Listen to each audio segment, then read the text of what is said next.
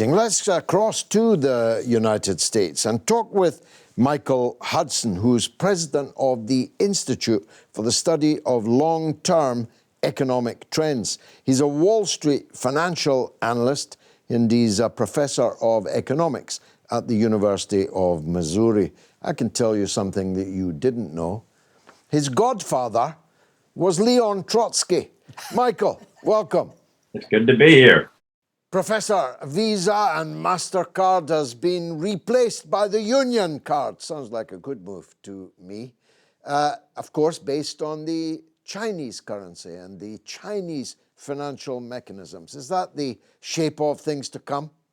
There are going to be many American services and goods and exports that are going to be replaced because people no longer can trust paying in advance for American exports. And also, the US and NATO have decided to draw an iron curtain around their countries, Western Europe and the United States, to prevent the NATO countries in Europe from trading more with Russia and China, from doing more. The United States fears a loss of its economic satellites as its economy is shrinking and other economies are growing. So a year ago, long before the Ukrainian war began, they planned how do we make a break between Europe and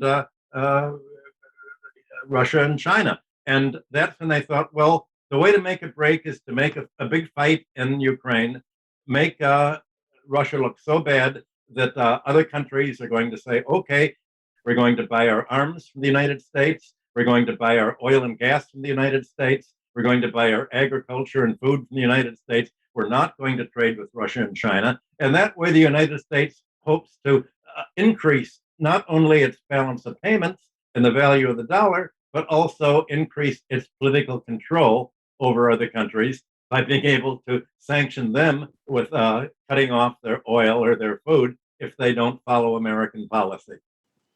Well, look, they've excluded Russia from the SWIFT system, the interbank settlement system, as they previously did, for example, with Iran as an economic sanction.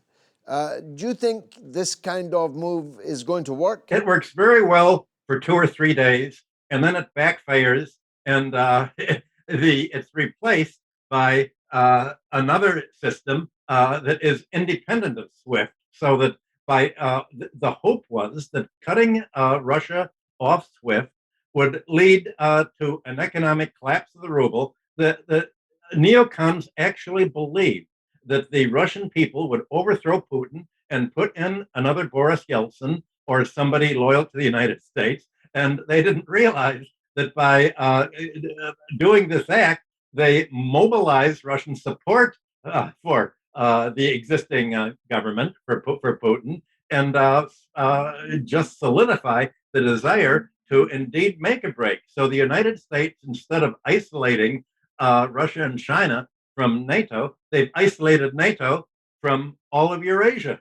And it's backfiring. So it works very well in isolating the United States from the rest of the world and cutting the United States off from participation in the economic growth that is taking place in Eurasia. If Iran, Russia, China are already using a new and parallel system of financial exchange, will other countries join that? Will India join it? Will Brazil join it? Venezuela? There are many places in the south and in the east that could do with getting out from under the dollar hegemony.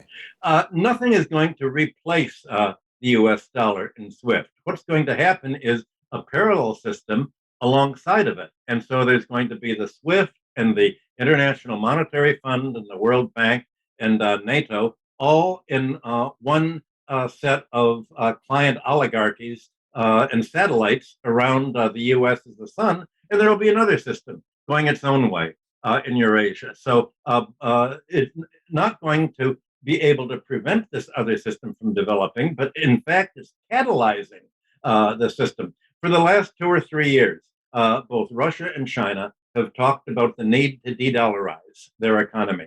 That was the long-term plan. nobody could have anticipated that it was the United States itself that took the lead in de-dollarizing its own economy and cutting off its own source of domination over its satellites. And this act was an act of desperation by the United States, fearing that it was going to lose its European NATO satellites.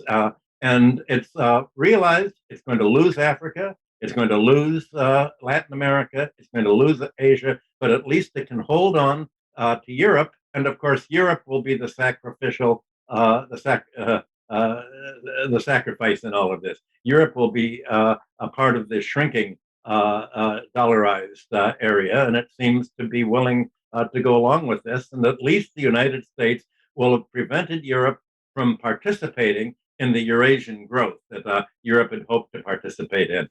Is this the beginning of the end of dollar hegemony, or to paraphrase Mr. Churchill, is it merely the end of the beginning? We may end the dollar hegemony, but the war with Russia and China, the constant fighting is going to take at least a decade. What we're seeing in the last month is the beginning of a 10 or 20-year war. It's going to be very bloody. This summer, you're going to see many African countries turned into Ukraine with fighting among themselves. The United States is going to do everything it can to fight, and its way of fighting is simply to drop bombs and to destroy. So the end of U.S. hegemony will not be a pretty sight. It may have passed the apex, but on the way down, it's going to fight like anything and cause immense damage to the rest of the world.